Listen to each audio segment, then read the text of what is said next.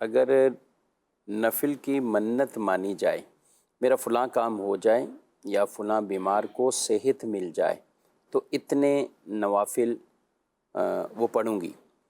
اب کام ہونے سے پہلے ہی انہوں نے نوافل ادا کر لیے تو بعد میں صحت ملی ہے تو اب کیا کریں؟ یعنی مریض کے لیے منت تو مانی تھی لیکن ساتھ ساتھ پڑھنا شروع کر دی.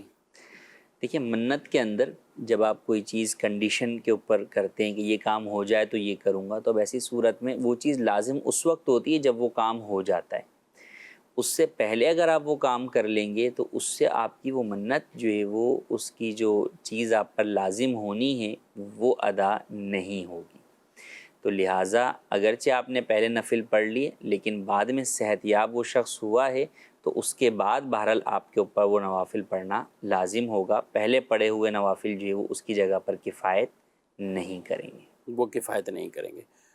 یہ انہوں نے شروع میں ہی پڑھنا شروع کر دیا ہے کہ منت مانی ہے، ایک اچھی چیز کی مانی ہے، اور تو یہ ابتدا یعنی انہوں نے کر دی وہ نیکی کے کاموں کو. چلیں اس پر ہی میں سوال کرتا ہوں. ایک ہے منت مان کر نفل پڑھنا، اور ایک ہے اس طور پر نفل پڑھ لیں پہلے سے ہی کہ اللہ پاک اس عبادت اور کے صدقے ہی ان کو شفا دے دے. اب وہ منت کے کلمات نہ ہوں تو یہ عمل زیادہ ہونا چاہیے یا وہ ہونا چاہیے؟ دیکھیے، زیادہ بہتر تو یہی ہے کہ آپ جو ہے وہ کوئی چیز لازم کر کے یوں اپنے اوپر جو ہے وہ نہ کریں. اللہ پاک کی بارگاہ میں جو ہے وہ نذرانہ گویا کہ پہلے جو ہے وہ پیش کریں کہ یا اللہ اس عبادت کے صدقے سے، اس نیک عمل کے صدقے سے میرے جو ہے وہ مریض کو شفا عطا فرما دے. تو یہ زیادہ جو ہے وہ بہتر ہے بجائے اس کے کہ آپ منت کریں. جائز وہ بھی ہے لیکن اگر افضل اور بہتر کے اعتبار سے کریں تو زیادہ بہتر یہ ہے کہ ہم منت کے اعتبار سے کنڈیشن لگائے بغیر ہی جو ہے وہ نیک عمل کریں.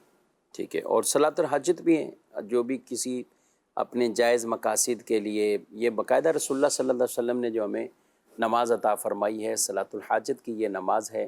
اور اس کی دعا کو بھی آپ مدنی پنج سورہ، یہ کتاب مکتبۃ المدینہ سے اگر حاصل کر لیتے ہیں تو اس میں جیسے نماز استخارہ بھی ہے، صلاۃ حاجت بھی ہے، دیگر اور بھی کئی نمازیں اور بہت سے ایسے وظائف ہیں، صورتیں ہیں. تو یہ ایک کتاب اپنے پاس اگر رکھیں گے تو کئی چیزیں ہم اس میں انشاءاللہ پڑھتے پڑھاتے رہیں گے، ثواب بھی ملے گا.